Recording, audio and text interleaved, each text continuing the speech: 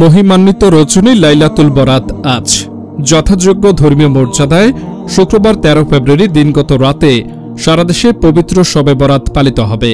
হিজরি বর্ষের শাবান মাসের ১৪ তারিখ দিনগত রাতটিকে মুসলমানরা সৌভাগ্যের রজনী হিসেবে পালন করে থাকেন। শবে বরাত মুসলমানদের কাছে লাইলাতুল বরাত নামেও পরিচিত।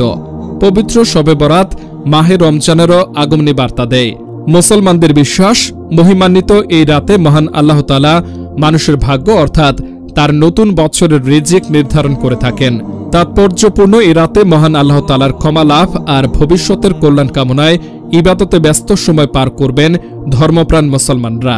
ব্যক্তি জীবন থেকে শুরু করে দেশ ও জাতির মঙ্গল কামনায় দোয়ায় জোর দিয়েছেন তারা।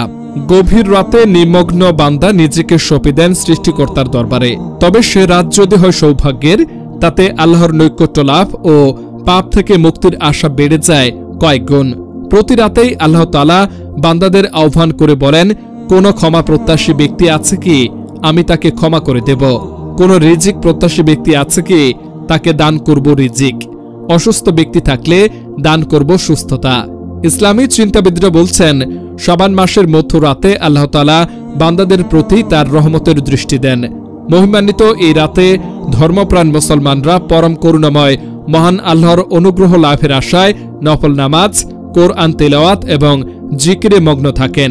পাপ অন্যায়ের জন্য ক্ষমা প্রার্থনা এবং ভবিষ্যৎ জীবনের কল্যাণ কামনা করেন ধর্মপ্রাণ মুসলমানরা। মূলত শাবান মাস রমজানের প্রস্তুতির জানান দেয়। এ রাতকে কেন্দ্র করে আতশবাজি, আলোকসজ্জা আর উৎসব পালন করা শরীয়তসম্মত নয় বলে জানান ইসলামী চিন্তাবিদরা।